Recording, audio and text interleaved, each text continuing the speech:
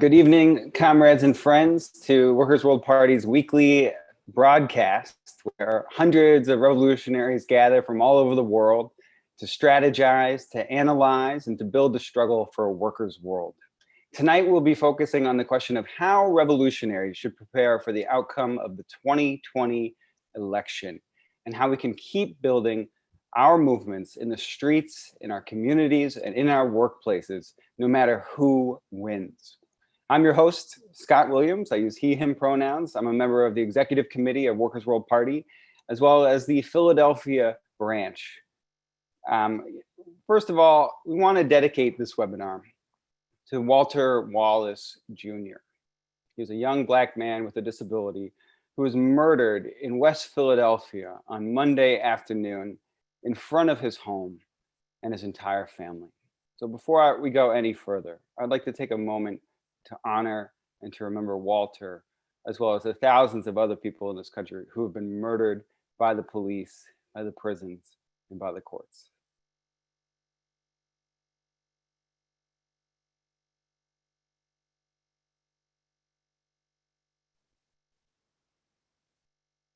So, since the police murder of Walter, thousands of people in Philadelphia and now across the country, and even supporters across the world, have been continuing the righteous rebellion that started this past summer, the biggest social movement in the history of the United States, which started after the brutal police murder of George Floyd.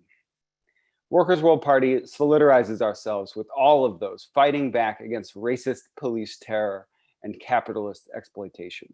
We believe it is right to rebel against this system, and we wholeheartedly defend this resistance. We know who the real looters are, and we know they're on Wall Street. So with that, I want to bring special attention to the arrest of Anthony Ant Smith. He's a comrade of ours, a friend of mine from Philly for Real Justice, Racial and Economic and Legal Justice, who yesterday was framed up on multiple federal charges, all of which are completely bogus, related to resistance activities during the rebellion in May and June. We understand that the feds target leaders like Ant because of their powerful revolutionary politics and their deep roots in the community, in the same way that they target members of the Black Panthers, as well as Philadelphia's hero, political prisoner Mumia Abu-Jamal. We say, free them all. For more about Ant's case, we encourage you to check out a statement in workers.org, our website. And there'll be a press conference tomorrow morning about this with more information. And I'm sure you'll be able to find that all on our website. Again, before I introduce our panelists and kind of begin this discussion, I want to remind all of you, most of you are watching on Zoom, but a good number of you are watching on other places. If you could take a second and go to Workers' World Party's Facebook page, which is facebook.com/workersworldparty, you'll see the live video, and you can share this live video with your friends and in your Facebook groups and pages. And that'll help us enormously to reach more people on our class. We also are live tweeting this event on Twitter, which is @WorkersWorld. And we're also on YouTube tonight. So you can watch this from your own TV if you would like. And for all of you on Zoom, encourage you to put your pronouns in your city. We'll also, we're going to be answering your questions tonight. We'll have time to answer your questions. And so we want to encourage you to put, information in the chat and raise your questions, and you'll have a chance to kind of upvote and check out other people's questions. And, we really do value our audience and, want to hear what you have to say. So it's pretty exciting. We look forward to hearing from you.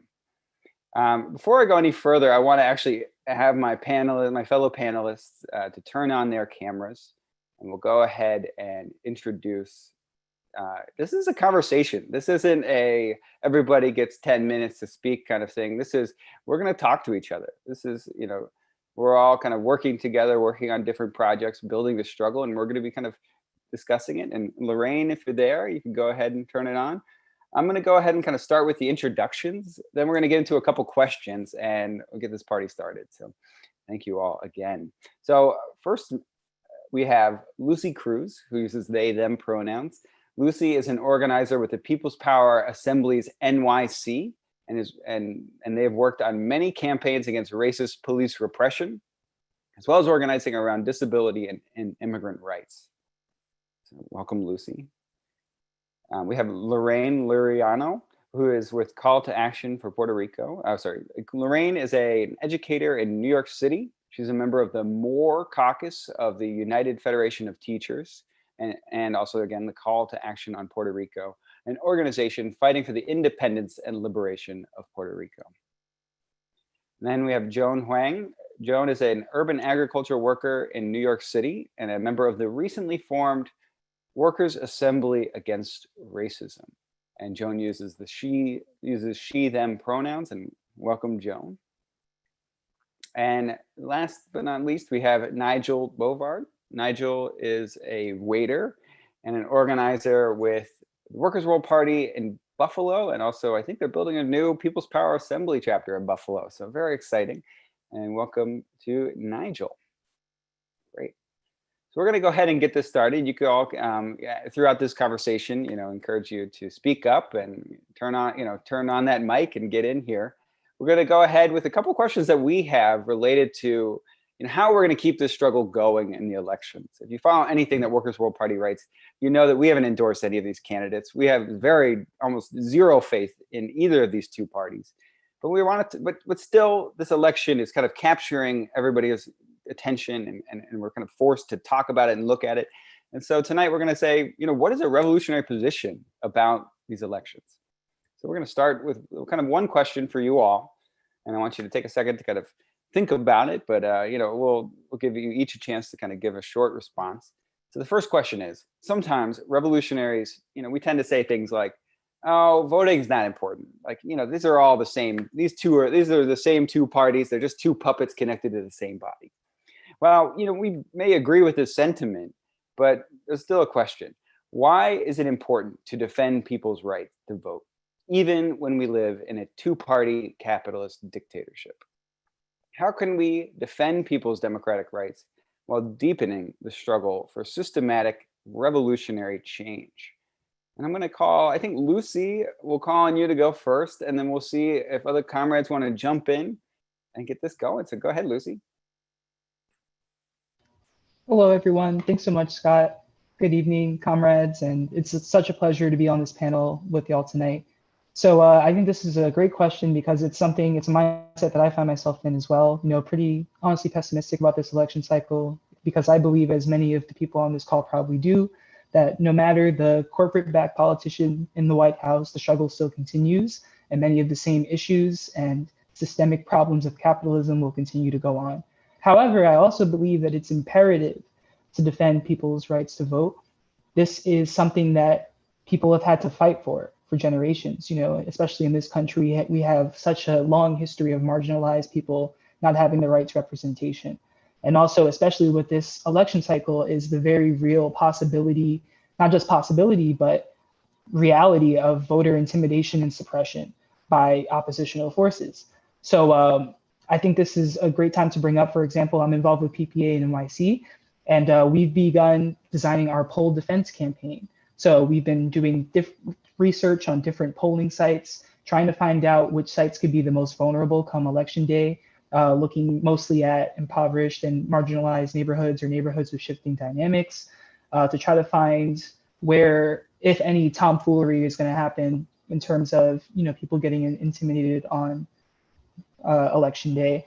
And I think it's been pretty successful so far. We're also investigating the social media of different far-right groups and seeing if they have anything planned so that we're the first people to know, even if we think ultimately that this election may not bring an end to the struggle and may even exacerbate it to some degree, depending on who wins come November 3rd.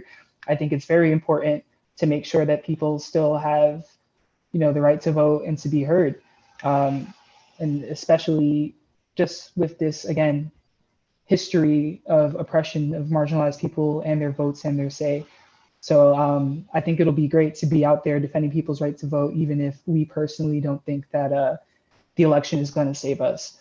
But I'm optimistic that just our presence out there could lower the chance of intimidation, one, and also, show people that there are people on their side too who have their backs. So thank you.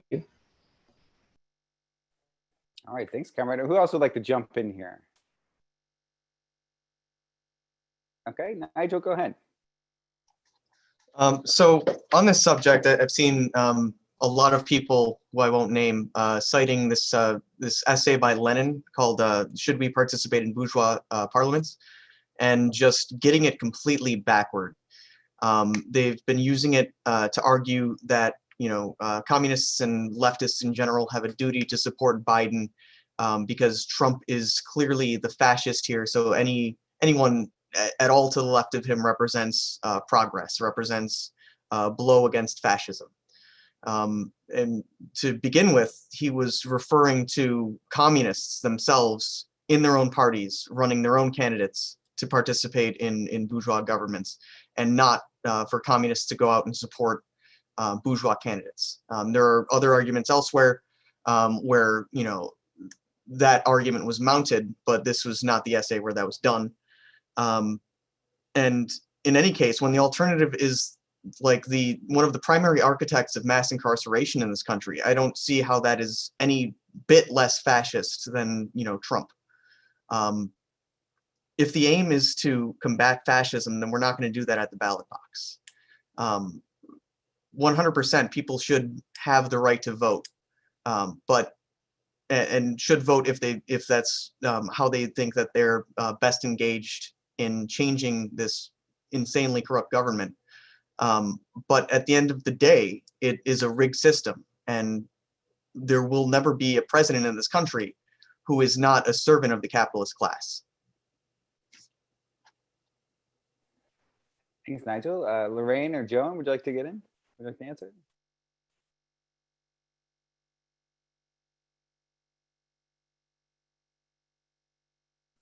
Sure.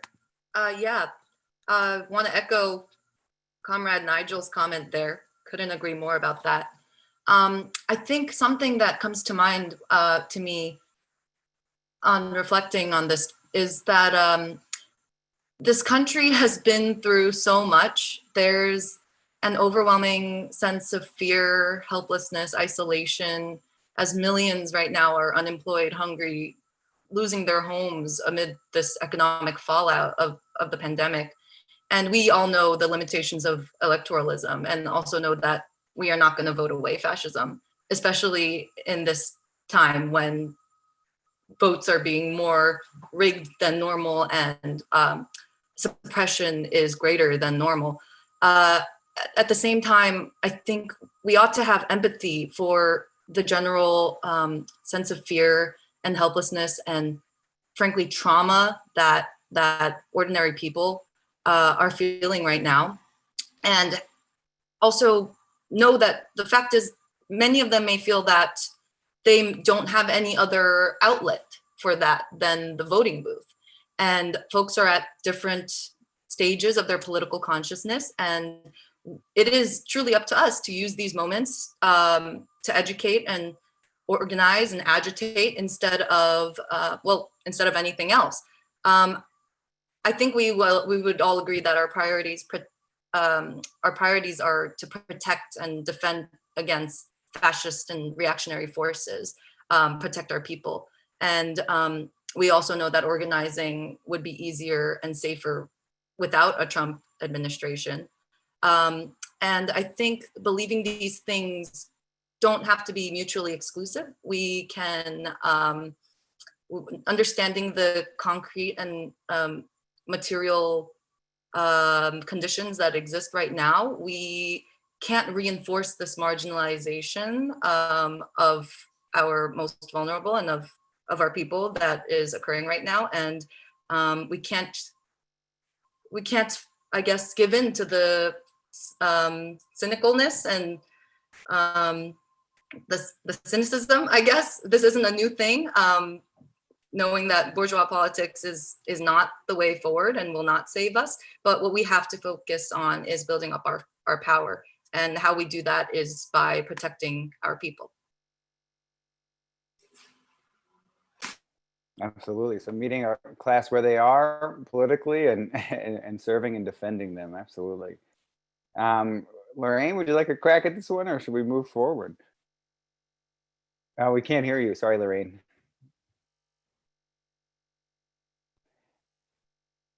Lorraine, before you keep going, we can't hear you. I'm going to take it from a different perspective, from a perspective of a colonial situation. Unfortunately, the vote has been used in Puerto Rico as a way to manipulate and sort of promise things that are never going to happen. 4,645 people died in Hurricane Maria, and nothing happened. And promises were made for the vote. Right now, there's going to be a plebiscite on November 3rd. And the discussion is for statehood. And the statehooders are out there trying to manipulate this opportunity to vote for Trump because Trump is going to give $13 billion. That's never going to happen. Puerto Rico is not going to be a state of the United States because it is a tax haven for capitalists of this country. So our position at A Call to Action on Puerto Rico is we understand that people have the right to vote, but we know that the vote has been used and manipulated in Puerto Rico for mainland Puerto Ricans that live and are able to vote as a carrot and stick. You know, if you vote for me, you're going to be promised this. And these are empty promises that are never fulfilled. And we continue to have a fiscal control board that is suffocating the people in Puerto Rico and has people that are under the age of 25 trying to work for substandard wages of $4.25. We have municipal workers that are constantly being attacked every day that they're going to be fired. We have really tenuous situations. So our position at A Call to Action on Puerto Rico, we're anti-imperialist, anti-capitalist. We understand what the dynamic is for this country, and we know that it is going to be definitely in the streets that the liberation of Puerto Rico will happen, and it has to be for independence because we will continue to be subjugated to tax haven status and really dealing with environmental terrorism, which is occurring because of toxic ashes that are in the pueblos of Peñuelas and Guayama, and all the other circumstances. But we understand that people here in the United States see that as a way to make change, but we also know that change is not going to happen. It's going to happen when we organize in our communities and we bridge those gaps, and we see what are our commonalities, and we bring those to the forefront, and we have those conversations at all levels with youth, with community workers, with our elderly, and that's what's going to make the change in this country. So in a way, I mean, any election or any kind of, attempt at the capitalists to say, here's the potential of an election could actually be used as an organizing tool for us to expose both how undemocratic it is, but also to talk about how we're really going to change things, right? So, I mean, it's exciting. I mean, I think there's a lot of potential in this period to both, defend people's right to vote, but also criticize, particularly the Democratic Party, which has, for so long held the hopes and the dreams of oppressed people, and working class people, but by basically saying, here, we might give you this, we really might give you this if you vote for us, and even if you put a supermajority into the Congress, you get almost nothing. So let's talk a little bit more about these Democrats while I'm at it here. So the polls show a real strong lead for Joe Biden. Sounds familiar, obviously, to 2016. But how should revolutionaries view this outcome? It's a little different than 2016. How should we view it if Biden wins, and maybe wins big? Is that a sign of a vote against racism? Is that a sign of delusion? What is that? What does it mean? Also, is there going to be a difference for our work and kind of the political movement if Biden wins this election? My final part of this question is a little long, but it's also, is the pandemic going to end? Is the rise, does Biden winning, is that going to stop the rise of white supremacist terrorism? Is that going to stop, environmental catastrophe and the earth being on fire? I don't know if someone wants to answer this. What does it mean if Biden wins? And also, how is that going to impact our work? We got any takers? This is a fun one. We all have an opinion on this, I'm sure. Speak up. Hey, I can take a stab at it. Go for it, Lucy. Yeah. Yeah, so absolutely. No one knows the future. And I think that this, election is definitely weighing on a lot of, our people, our class's minds. What's going to go on. Having Biden in office for a lot of reasons, can be viewed at least as a step forward, step progress in the right direction. We again understand, we were discussing it with the last question, that as long, no matter who's in the White House, they're not going to bow to the capitalist demands, the capitalist system, and they're going to do nothing to deconstruct that. However, I think that Biden winning can have some repercussions, and I'm not 100% sure if they'll all be positive. One thing that I'm maybe concerned about is just maybe perhaps the loss of momentum from some people who are becoming more engaged in the movement, who are maybe becoming radicalized and might see Biden getting elected as, a big defeat of Trump and the ultimate defeat of fascism, white supremacy, and racism in this country, which I think is a little bit short-sighted because, as we know, Biden may not be as explicit about it, but he gets paid by the same kind of powers. But it is very interesting. One thing that I think that may happen is, unfortunately, we've been seeing a lot of things in the news about right-wing militias, alt-right forces, Proud Boys and things like that. And I'm not sure they're going to take a Biden victory sitting down. I think there will be lots of calls of, election fraud and things of that kind of nature. I think for no matter who wins, one thing or another, it's definitely going to be an exciting news cycle come November 3rd. And I hope, I'm still optimistic that a lot of people can still carry this revolutionary optimism going forward past Biden, because they hopefully have begun to see that the system is rigged, and no matter who's in power, the police still aren't protecting and serving. COVID, I think, still won't be managed to the fullest extent just because we still live under a capitalist system. Our healthcare system is designed to generate profits. It's not designed to save human lives. I don't think there's anything Biden can really do to combat that. Yeah, he might say that it's real instead of as opposed to fake, like our current president is doing, but we need some very serious systemic change in our healthcare system if we want to see those COVID numbers go down. And I don't think that's currently possible, at least under our capitalistic framework. Yeah, I'm excited to see what the future will bring. I can be wrong, but I just hope, and I want to just keep working to ensure that this momentum that we've been building this year as the working class continues to carry into 2021, and that we keep on fighting, because ultimately, I don't think we're going to see a huge change, or if anything, maybe a change of people becoming less motivated to take action because now we have Biden in office who isn't as terrible as Trump is. But that's my take. Thank you. Thanks, Lucy. Any other hot takes on Biden? I mean, that was a profound take, not a hot take, but any other takes on what's it going to mean if Biden wins?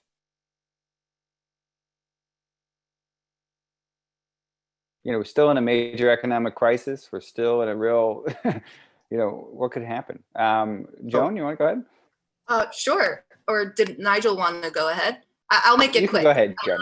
I'll be I think something that we really need to take into serious consideration is the fact that should Biden wins the election, we are also dealing with the very real and, quite frankly, terrifying prospect of a Kamala Harris presidency.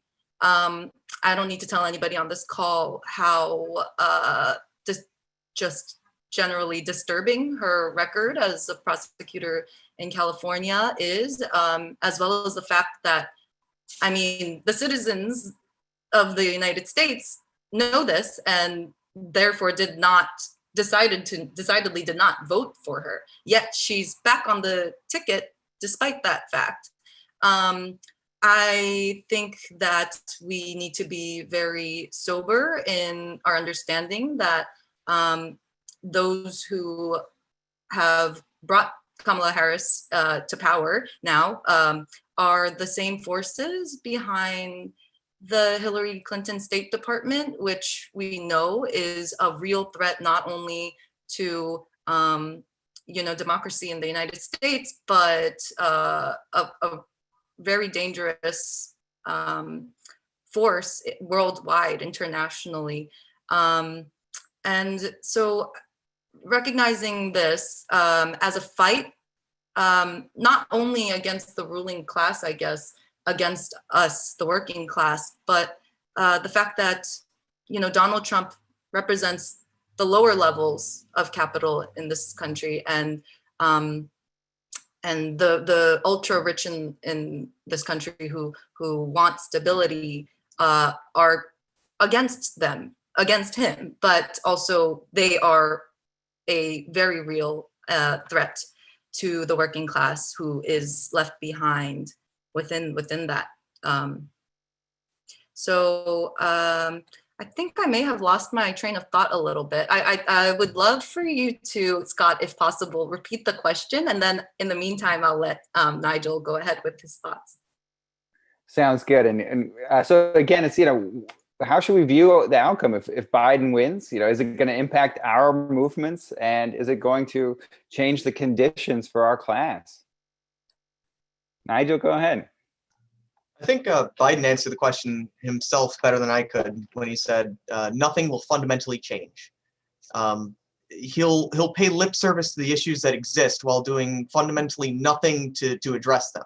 Like, he's got like this plan to end climate change that's going to take 60 years and requires the cooperation of the Republican Party, which, if anyone has been paying attention for the last, I don't know, like 3 presidencies, that isn't going to happen. And also includes a refusal to ban hydrofracking, which is probably one of the most impactful sources of greenhouse gases in the like unmeasurable amount of methane that it releases into the atmosphere at all stages of production. He'll talk about how it's such a shame that he instituted this system of mass incarceration, this 2-track system for whose end result has been to put Black men disproportionately in jail, to the point where we have more prisoners per capita and absolutely than any other country in history. And then, say, oh, I'm sorry, and then do nothing at all to change that system. And even picked a prosecutor who, again, went after primarily Black and poor people in her career as prosecutor in California. They called her, the California's top cop, if I recall correctly. I think it's the really big problem will be that liberals will get complacent. Going back to that Women's March sign, if Hillary won, we'd all be at brunch right now. They claim to see that there is an issue, and yet will not do what it takes to get rid of them, because they don't know what it takes. Joan, coming back, you want anything else to say? Yeah, I think Biden or Trump, capitalism is absolutely circling the drain right now. We can all see that. It's been made so evident, and the system just is incapable of solving its own problems anymore, if it ever was.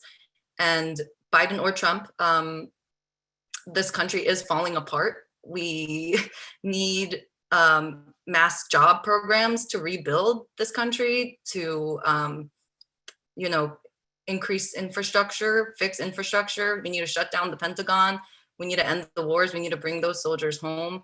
Biden or Trump, I think our work is cut out in front of us, and we know what needs to be done. Maybe there is fundamentally, as Biden has said himself, there is no real change there. Lorraine? From the perspective of an educator, it was under Obama and Biden that this whole race to the top funding and this really forcing the hands of states so that they get federal funding in order to subject our children to these ridiculous tests, and giving Pearson, which is now Savas, these huge education companies billions and billions of dollars, and subjecting second graders and third graders to tests that were like 2 hours long. And we saw the movement of privatization and charter schools. We saw public schools destroyed after Hurricane Katrina in places like Louisiana, and how children and teachers have been affected, how the union movement has tried to be destroyed in so many of the states. It's been an uphill fight. Here in New York City, we have the Success Academy, Eva Moskowitz, that actually earns $567,000 for less than like a third of what the children are of the city of New York. Okay, there's 1.1 million students in the city of New York, and this woman is paid. And what they do is the charter schools are cohabitate within a space of a public school, and they're allowed to get funding from private donations, and they create a tiered system within the public school. And while funding is drained from the public school, it's given to the charter school, and they're allowed to do that. And the other thing is that they get to choose what students they have. And when students do not fall into the categories, they throw them out.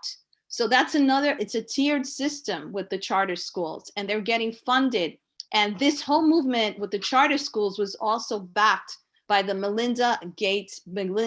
and Melinda Gates Foundation, who was behind these charter school movements. So my response to a Biden presidency is we need to be concerned about the education of this country, and we need to be concerned that our education is not given over to big businesses, big education companies that are exploiting, okay, and making billions of dollars. And the quality of our students' education is not where it ought to be. So that's my response to a Biden presidency.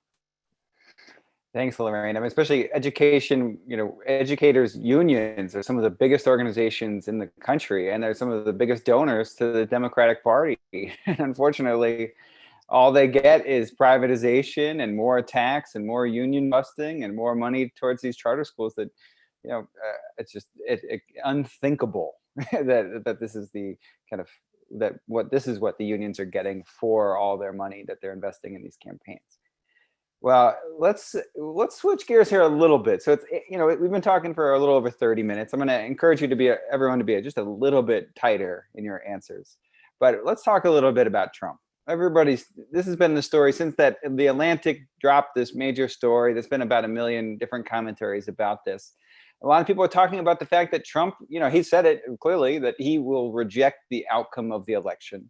He'll mobilize his white supremacist militias and all of his supporters. In response, some in the labor movement have called for a general strike if this happens. What do you think about that? What kind of struggle would it take to stop Trump from stealing the election?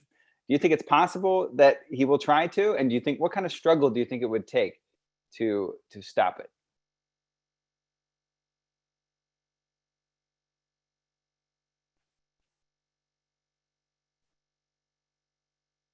I don't know if Joan, if you want to take that one first, maybe, and we'll kind of hear from others. Go ahead. Yeah. General strike, it's something that has been on so many of our minds. And I think many of us have identified it as maybe the best economic weapon that we as workers have at our disposal. The ultra-rich ruling elite, they have been able to ignore, for the most part, even squash the mass mobilizations of people in the streets, reacting to constant police killings and against detainees of migrants, against anti-Asian attacks, against fascist forces mobilizing around the country. And one thing they won't be able to ignore are mass shutdowns and work stoppages. And I think something that many of you will be very glad to hear, if you weren't aware already, is that there are big things going on in both the labor movement and I guess within the consciousness of workers at large.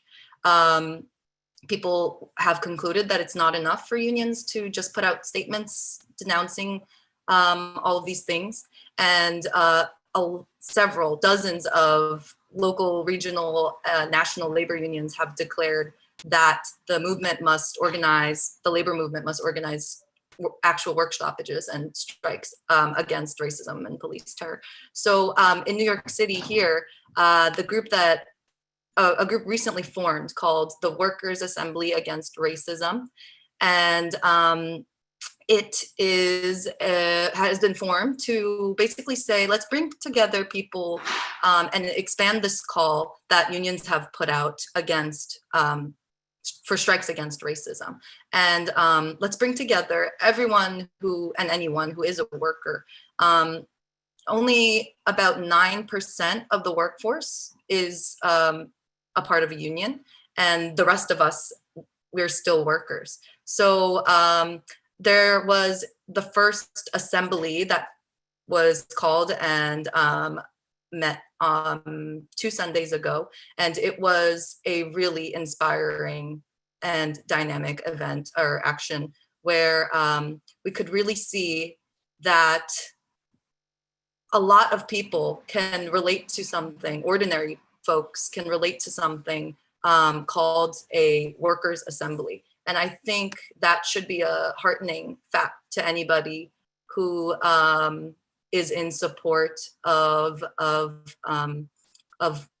workers withholding our labor to create real change, so that the working class can't ignore us anymore. The ruling class can't ignore us anymore. That's powerful. I mean, it's kind of this kind of workers' assembly, bringing together, kind of the more militant sectors of the labor movement, along with the kind of Black Lives Matter organizers and other kind of social movement organizers, kind of coalescing together into this force that's kind of an open space for the movement to put forth a strategy. It's an exciting idea that I hope we can build across the country. The other comrades have thoughts. What do we think about? I mean, obviously, and just to say it outright, obviously Trump and all the racism that he's been, and all the attacks on the working class that he's been able to organize as president have been just completely tremendously traumatic and horrible. And certainly we look forward to the day when he is not the president. And I see some comments in here. Is it really equal to compare Biden and Trump? We can maybe talk about that as well. But what do we think about Trump? Is Trump going to be the next president? Is he going to, or is he going to refuse to leave? I mean, open up the crystal ball here, I guess. But hey, what do we think? Any other comments on this question? I can speak for a second if you may. Oh, okay. Yeah, go ahead, Lucy and Nigel. Let's give them a little bit quicker. Okay. No, absolutely. I really agree with a lot of what Joan was saying. The importance of workers' assemblies in this time, especially in the face of Trump. This is not the first time they've made empty or idle threats, and even if they don't come to fruition, they certainly help to mobilize and empower his base. I think that's the primary reason that he makes a lot of these tweets, such as those. Our first president ever who has social media at their fingertips, and the effect that it has on the populace has been pretty impactful, to say the least. So I kind of anticipate, unfortunately, or fortunately, if he does lose the election, that he's not going to take it sitting down. There are going to be lots of calls for, retallying the votes, pulling some kind of tomfoolery. And honestly, I think the best way to combat that is, through means we've been discussing, again, bringing up the Workers' Assembly Against Racism. I thought that was a wonderful event in which members of the working class can find solidarity in each other and realize that their issues are a grander part of the struggle that we all face together as members of the working class. We're going to need to organize. We're going to need that kind of unity going forward, especially if, the White House devolves into chaos in the following months, which it can, it's a possibility. I'm not saying that it will happen, but we've already had forces from right-wing militias trying to kidnap state officials in recent months. So I don't see it as such a far out possibility that if Trump were to lose, his very rabid supporters wouldn't take it sitting down. But that just increases our need for unity and for solidarity in this time, and to keep moving despite all the political circus nonsense. Thank you. So to your question, Scott, is it possible that Trump will refuse to leave office? I think so. Would it come to fruition as an actual coup. I think that depends on, what level of support he has from the Pentagon, and he's routinely like insulted them and disavowed their advice and just gone against their advice. And I think he might have a hard time of that. I think it's possible that he could try to mount some kind of, action taken on by, the Proud Boys and the Boogaloo Boys and all of the assorted proto-fascist, neo-fascist, and crypto-fascist militias that are out there. But whether or not that would have, actually succeed is another question entirely that, is hard to say. To the question of, whether or not Biden and Trump are just as bad as one another, I think it's like, I think that's a difficult comparison. And I think it needs to be addressed with the acknowledgement that regardless of whether one is marginally better than the other, they are both our enemy. The only way that one is marginally better than the other is that they'd be easier to fight. Would Biden be easier to fight? Maybe. But like I mentioned before, like there's the potential that liberals will get complacent and not care, despite the fact that he will fulfill none of like the even marginally progressive things that he proclaims. So, it comes down to, should we take it upon ourselves to endorse Biden and encourage people to vote for Biden if we live in battleground states? Should we, dilute our message in order to do that? Should we back down from, like spurring people on to struggle against this oppressive system and to take part in it, to select someone who is an integral part of that oppression and has been for the last half a century? I don't think so.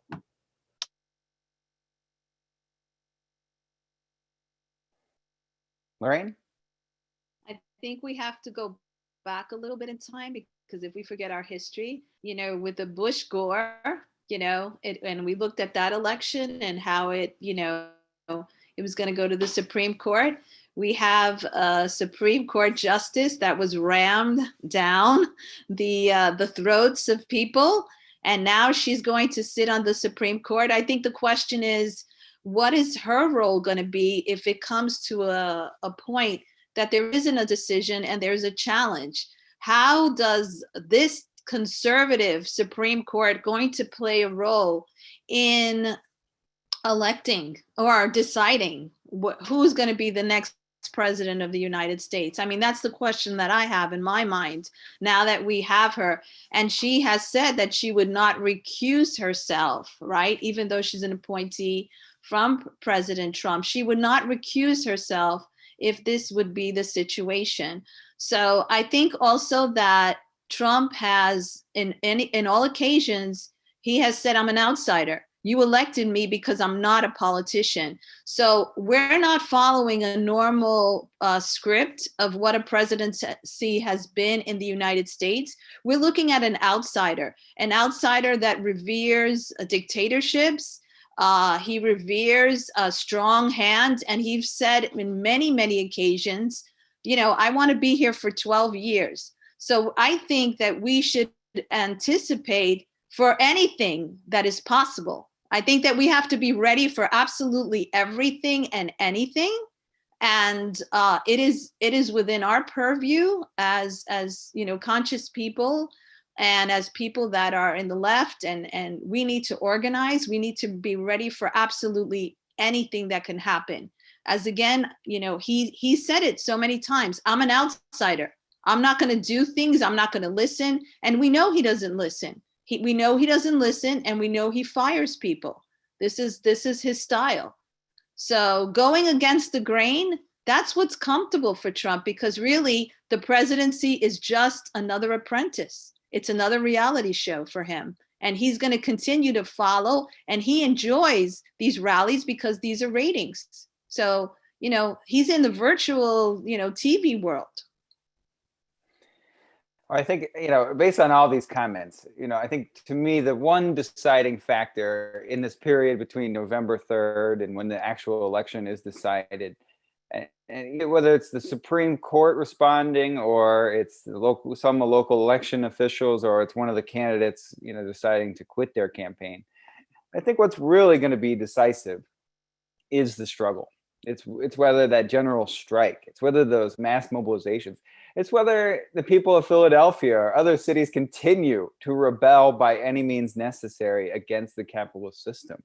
That is going to be the decisive factor in what happens, for sure.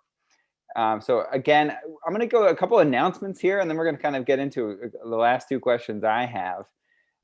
Also, I want to just shout out, if you are on Zoom, there's a great way where you can check out all the questions that other people have written, and you can thumbs up the ones you want to hear, or hear us talk about, and we'll try to answer a couple of them at the end of this. I'm going to kind of switch gears here real quick. One thing that's not a question, one thing that we know for sure, is that if you like what you're hearing, you should become our comrade. If you're interested in getting involved in this struggle like these, we encourage you to join Workers' World Party. You can learn more about how to join at workers.org/join. Also, secondly, many writers for Workers' World newspaper, as well as a bunch of our great allies like Ajamu Baraka, Mumia Bujamal, Vijay Prashad, Margaret Kimberly, Max Blumenthal, Lee Suhin, and Kevin Zeese, have all contributed to a new book that we're publishing called Capitalism on a Ventilator: The Impact of COVID-19 in China and the US. Well, guess what? Amazon, who is the biggest publisher of books there is, refused to print our book and refused to put it up online. We want you to just take a second, if you can, and to sign the petition which supports this important book and calls on Amazon to print it. And this book, it counters the lies and the anti-China racism and the lies about how we're really going to fight and defeat COVID-19. So if you can, take a second, sign that important petition, and we'll hope that we can sell you this book sometime soon, or we'll have it available. So let's get back to it a little bit here. Actually, one more announcement. So we're happy to announce that we've been producing and printing Workers' World newspaper for over 60 years, and we are happy to announce that we've resumed printing hard copies of Workers' World newspaper. It's a great tool for reaching out to our class and talking with people about revolutionary socialist politics. We're printing it right now temporarily on a monthly basis, and we're also getting it out to prisoners, people who are incarcerated workers, who are saying how excited they are to finally see Workers' World again. And if you're interested in learning more about subscribing to our paper or supporting it, you can check out our website, workers.org, and there's a thing right at the top where you can subscribe. Cool. So let's get back into it. So one aspect of unity between Trump and Biden, where there's quite literally no difference, is their hostility towards China, towards Russia, Iran, Palestine, even Puerto Rico, and any other country that's fighting for independence, for sovereignty, and then against U.S. imperialist domination. So here's a question. What role should international solidarity play in our movements after the election? How can we build more solidarity? I'm wondering if Lorraine, if you want to start us off, and just to say it is 8:53, so we'll try to do these a little bit quicker, but let's go for it. And Lorraine, please unmute.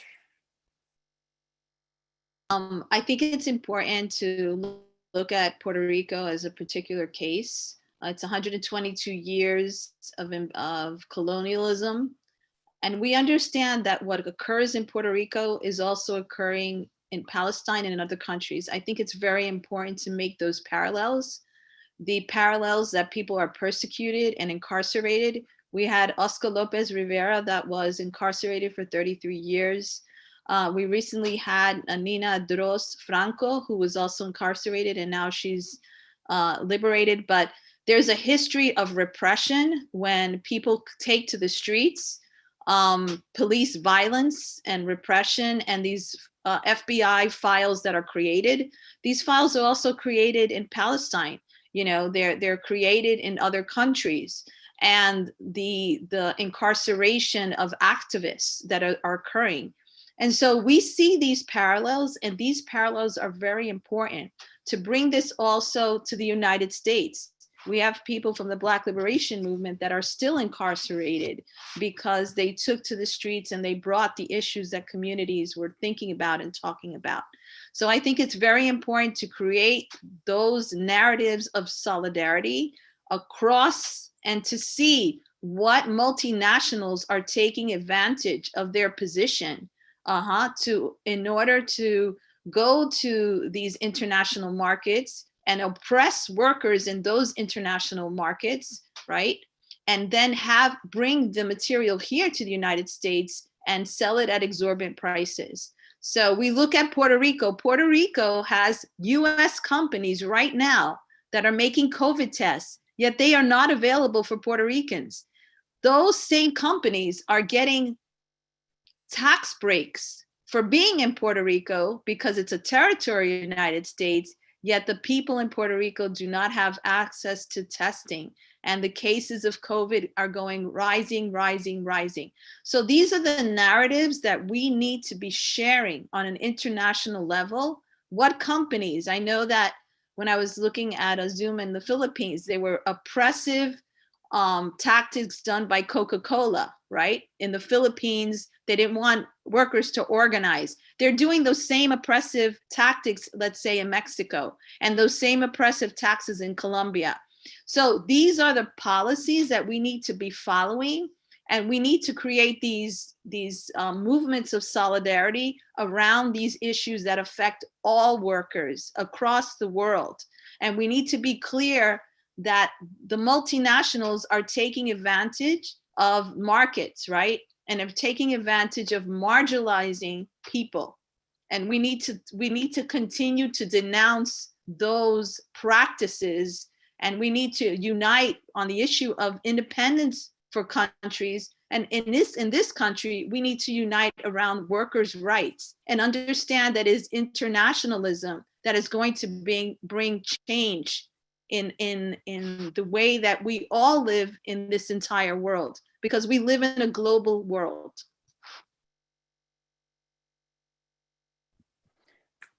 Excellent. That is exactly right. So other comrades want to add on here. Why is this international solidarity against the most dangerous empire in the history of humanity? Why is this important? Joan, go ahead. Yeah, I think solidarity, that's the most important thing and the key to our survival as a species. The ruling elite, probably more than anything else, exist to maintain the status quo. And the way that they maintain that is through imperialism around the world. And so if we have the analysis, and I think many people are coming to it now in the United States, just as much as we abhor and condemn the low-wage carceral police state here, we, as Lorraine so eloquently described, need to see the parallels that exist internationally. And if we hate the police here, then it would only make sense to hate the fact that we are the police of the world, the self-described police of the world, right? The presidential debates definitely demonstrated that on matters of war and imperialism and empire, Trump and Biden fundamentally do agree. And if I recall correctly, Biden called several prominent leaders, world leaders, China, Russia, North Korea, thugs at several points during the last the last debate. And they were both blaming China for COVID, for the US's economic woes. And I don't know about you, but calling these prominent world leaders thugs definitely does not sound like a plan for de-escalation and peace. So we definitely need solidarity, especially always need solidarity, but now more than ever when climate catastrophe is something that is a very real looming threat that we are facing. We know we have to move forward. We have to move beyond this world order that depends on fossil fuels, which is the primary thing causing climate change. But instead of this cynical and pessimistic approach presented by Biden and Harris, not even entertained by Trump, of course, but the view that the way that we do this is to reduce human consumption and the human population and lower our global living standards. And that's the way that we do this. We know better than that. That's not the way forward. We need true solidarity. Both China and Russia are calling for international cooperation around ways that we can do this. And that's the future. And we need to be able to really start with our own community, but join hands with our working comrades all over the world in order to save ourselves. Thanks, comrades. I think, this question of international solidarity, I think you're right, Joan. More and more people are seeing the connection and the need for revolutionary solidarity and seeing that the crimes and the policies of the United States government here, whether it's against Black and brown people, here, or indigenous people here, are the same policies that are used all over the world. And exactly right. I want to kind of switch to our last question here. And then we'll start getting some questions from our allies and our friends. And this is an important question because it's actually something that we're really building on in Philadelphia. It's part of our work and our analysis. The question is, how can we build for a revolution? How can we be serious about that when the left is relatively weak and divided? How can we build unity amongst the revolutionary forces in the face of growing political repression and fascist terrorism? Now, I want to say, there's a distinct raise in the number of political prisoners during the Trump administration. People may have heard about the activists in PSL in Denver. You may have heard about the story that I talked about at the beginning with Ant, incredible Black leader here in Philadelphia. But there's actually hundreds of cases all over the country right now where the FBI is just completely entrapping and just making up charges and locking up activists. And they're all left-wing activists. They're not attacking the white supremacist Nazis. So the question, but is also, how can we unite? In Philadelphia, we're building a united front where we're reaching out to our allies and other socialist organizations and community organizations and labor and different ways. And we're trying to build a united front, around, three simple principles. One is fighting white supremacy and fighting all forms of oppression. Number two is defending people's rights, political rights, whether that's the right to protest, whether that's the right to defend themselves by any means necessary, or whether that's the right to vote. The third principle that we have is fighting on all the issues that matter to the working class, not just saying one issue is more important than another, but we're going to do everything we can to build solidarity and to struggle against all of these manifestations of this pandemic, of this attack on education, of this attack on people with disabilities, uniting all of those struggles and bringing them forth. And we're actively working on building that. I'm very excited about it. But let's get back to you all. So why do you think it's important? And how can we build unity? Everyone's got their own little party. Everyone's got their own little group. How do we build more unity so that we can survive? And Nigel, let's have you answer that one first. So one thing that we've had a lot of success with here lately, with helping to build a movement, especially pertaining to the anti-police brutality and pro-Black liberation movements that have been going on, is reaching out to people who are not affiliated with an organization. In Buffalo and probably elsewhere, a lot of the activism that's done is taken up by liberal nonprofit organizations. They have a very advocacy-based approach where they come in, they say, this is what your problem is. This is how we're going to fix it for you. Just, sign on to our newsletter, donate monthly, and then, call it a day. And that gets very limited engagement. People get burned out. And this is on top of people already being disengaged and just completely disillusioned to the political status quo, which in Buffalo is Democrats in every single seat forever.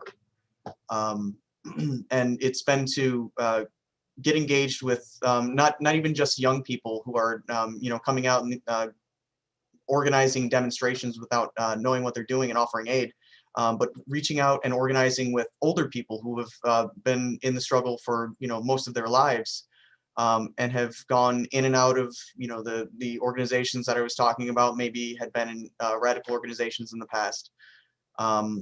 Reaching out to immigrant communities that don't really have much of a connection to local politics, but are privy to the same, I'm going to continue with the example of police brutality, but privy to the same kind of abuses by the police, and connecting these issues to other things that are going on. And the more we get out of just the bubble of liberal and leftist activists and into listening to people about what their problems are and not telling them what their problems are, I think we can only expand the movement and only grow working class solidarity and working class consciousness that way.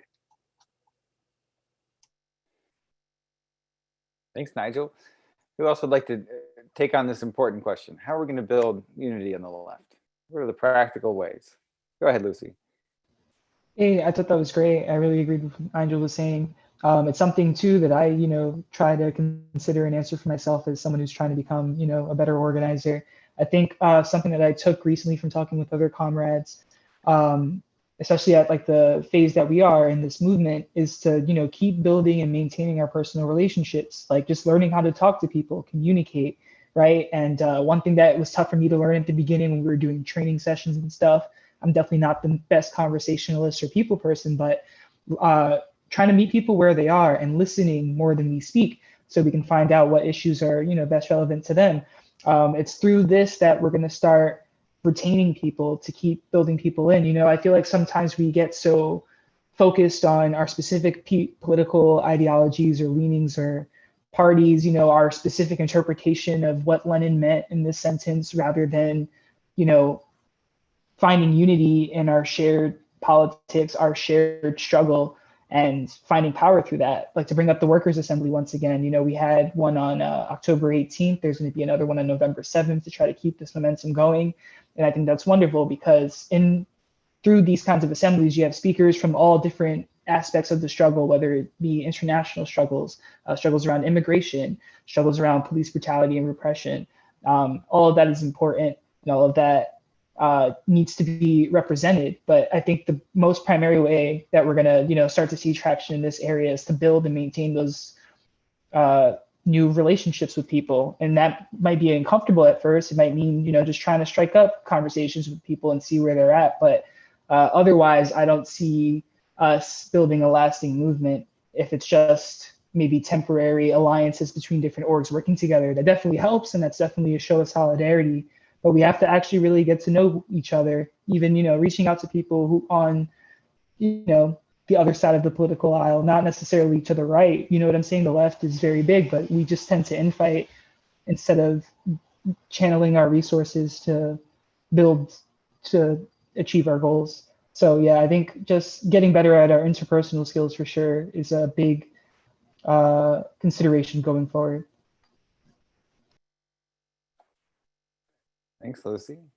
Joan or Lorraine, would you like to say anything about building solidarity and unity on the left? I mean, I think it's important to look at the grassroots, what's happening at the grassroots community, and connect to that. And I'm just going to critique that we have to be very mindful that the Democratic Party and the Republican Party fund a lot of nonprofits, and they use that as a way for voter registration and sometimes those organizations can join a protest, but they can't take certain positions about anti-capitalism, or even the NGOs are funded sometimes by the US government. And it's a way to co-opt who's in the communities that is activists and have them join and give them a job. And that's a way of silencing our communities. So we have to be very mindful about building a true grassroots movement and not being subjected to the agenda of both the Republican and Democratic Party that are very comfortable in co-opting, activists from our community and putting out an agenda by giving a couple of programs, but those are Band-Aid programs. That's not really addressing the real core issues: healthcare, education, the questions of police brutalities. They'll throw a couple of money, and they do this a lot in Puerto Rico. Unfortunately, they fund these initiatives, and you see, unions from here going, SIEU and some of these other unions going to Puerto Rico and having these projects. And then when the money is over, everything is taken away and the community is left at the same place. So I think that we need to be very mindful about our organizing. We need to be very clear about what our objectives are. And we need to be very aware that we are not going to be co-opted by these political entities for their purposes. So I just wanted to put that in the mix. Thanks, Lorraine. I mean, absolutely. I mean, that's the entire kind of counterinsurgency point of these nonprofits, right? I mean, it's to disorganize us. Joan, go ahead. Yeah. Something that gives me hope is that as much as the left has its differences and varying factions, a diversity in thought and tactics, we also have a lot of wisdom and experience, varying, diverse wisdom and experience, and also love and righteous rage, which we need all of that to win if we're going to get anywhere. And this is something that I felt really powerfully at that workers' assembly in Union Square in New York City recently. And I'm a farmer. That's the work that I do. And I really see in this moment that we're really ripe for change in our workplaces, in our interpersonal relationships, and in our communities, for sure. And this is something that brings me a lot of hope right now, because I'll have conversations with ordinary people who are not just disaffected and disillusioned, but are desperate for direction and for a sense of what can I do? There's so many people who are just dying to be activated right now. So ripe. We got to pick those tomatoes off the vine. At the same time, sowing seeds of interdependence and cooperation and reciprocity on all these things that we know we need in order to win this struggle and in order to continue struggling, and what we want to see in the world that we're building. Great. Let's just a second here. I want to take a couple of the questions that we're getting from the audience, but before we do that, I want to talk just to give a couple more announcements and kind of get us going here.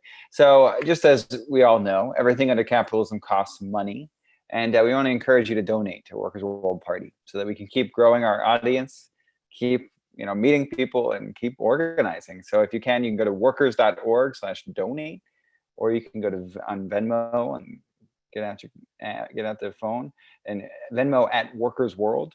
Also on patreon.com/WWP, we have a great program where you can fund subscriptions for people, incarcerated workers, and you can give on a monthly basis to make sure that, quite literally, in Pennsylvania, I think we have something like 700 people who are incarcerated who receive Workers' World newspaper.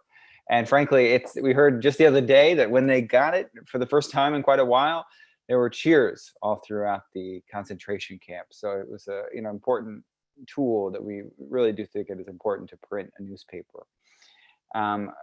Also, one more kind of topic here. Also, if you like this conversation and if you want to read more from us, we actually just saw a union leader holding this book.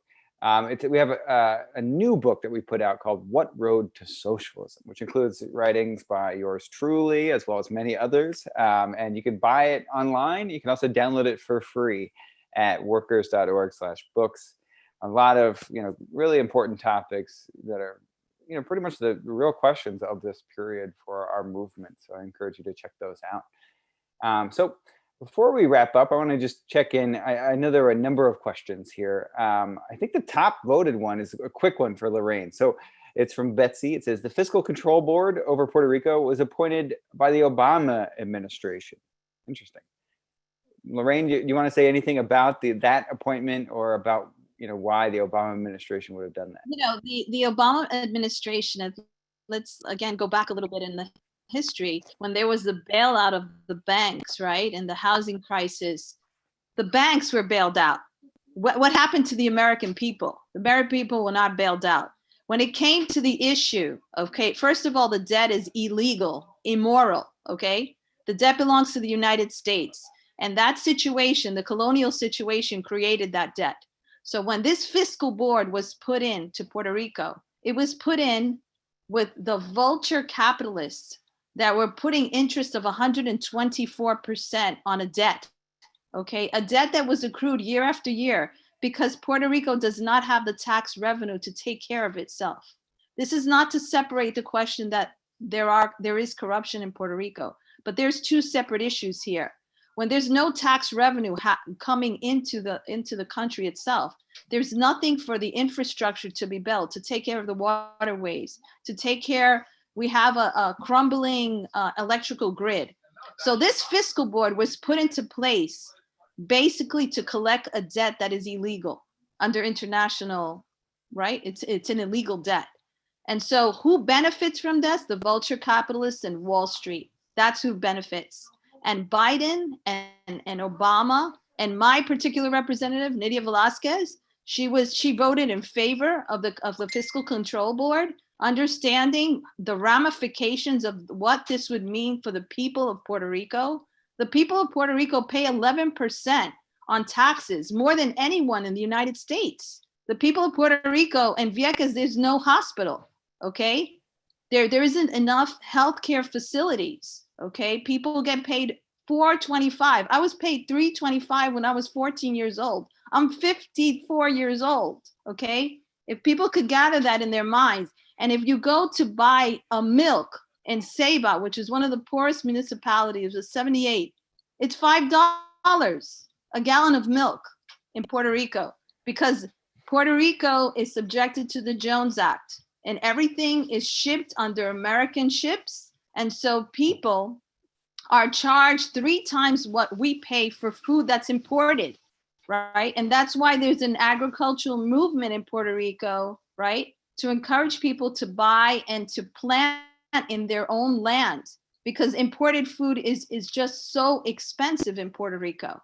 So Puerto Rico is being slammed from all directions. And this fiscal board is really there as a debt collector for the fiscal, for the capitalists, and for the vultures, okay? And when we talk about parallels, let's look at Flint, and let's look at some of the history behind fiscal boards. In New York in the 70s, what were they there for? They were there to collect for the banks. Let's look at the history going back.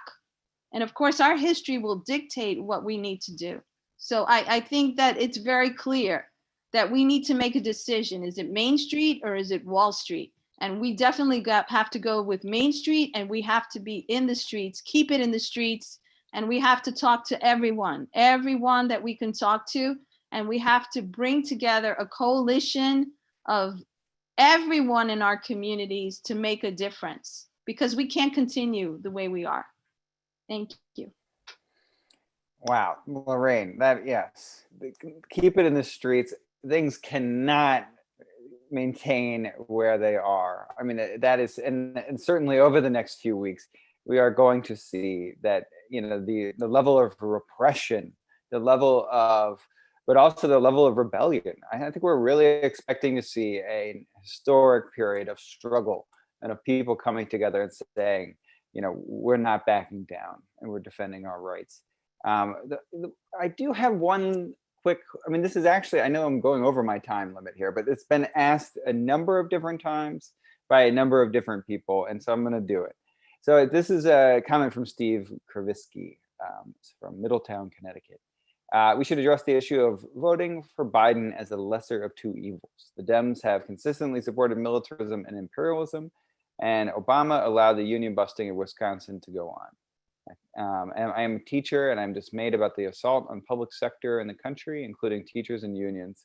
And I also read that Wall Street likes Kamala. There's a couple of other points that are similar questions. I mean, and I think that, you know, there's a real good point too about the fact that Trump is mobilizing white supremacists and terrorists and kind of attacks on migrants and attacks on people of color and attacks on, you know, LGBTQ2+ people. I mean, in some ways, Trump is organizing the most vile reactionary forces of society and has become this kind of chief organizer of fascism from the highest possible role that he could have. Meanwhile, we have clearly the role of the Democratic Party, which I think we've talked about more tonight, because frankly, I think more of our people in our lives are probably thinking about, oh God, you know, if we can just end this Trump presidency. But I mean, this last question, I mean, how, if someone asks you, in someone you know, should I vote for Biden or what should I do? How would you respond to them?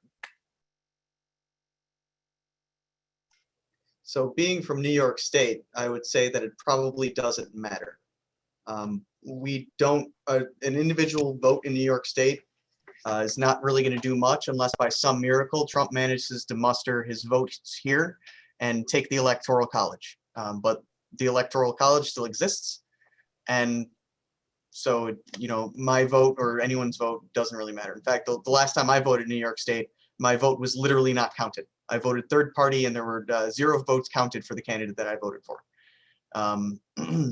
So, you know, to say that, you know, Trump's base is fascist and that this could represent some sort of referendum against fascism has some validity. But, you know, for that referendum to have any binding effect would require, 1, that Biden was anti-racist, which he is not, and 2, that the Electoral College doesn't exist, which it does. So honestly, I just want to reiterate what we've been saying this entire time. Trump is a piece of garbage, so is Biden, and the answer is to get in the streets and fight them both. Thanks, Nigel. Joan or Lucy or Lorraine, any other final comments as we wrap up here?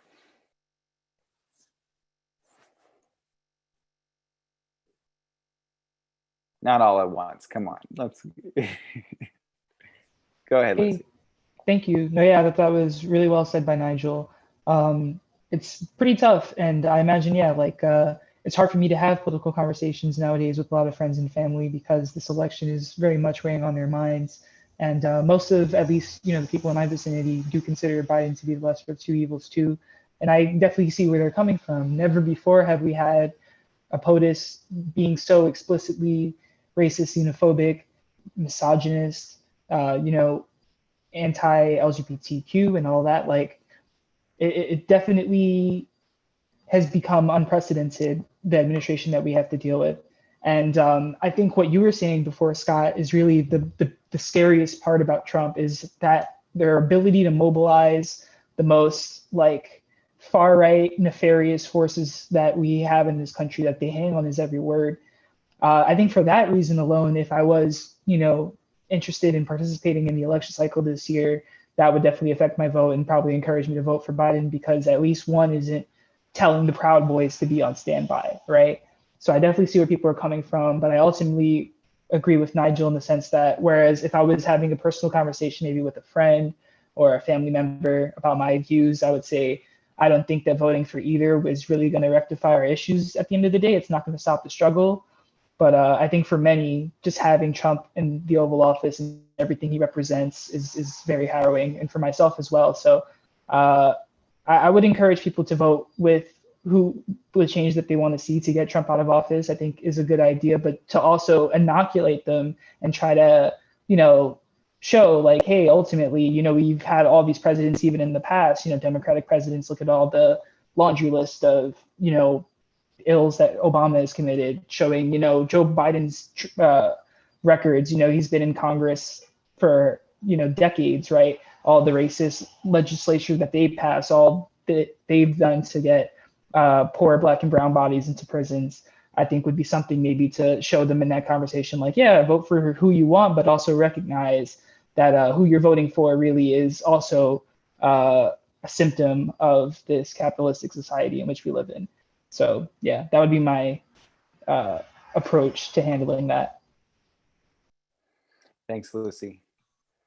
Vote or not, just do it, do whatever you do it realistically and without cynicism as much as you can.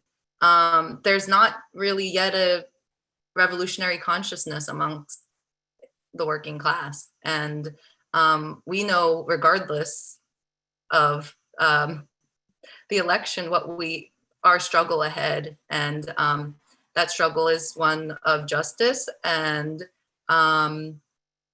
we know what we have to do. So yeah, let's just keep doing what we're doing.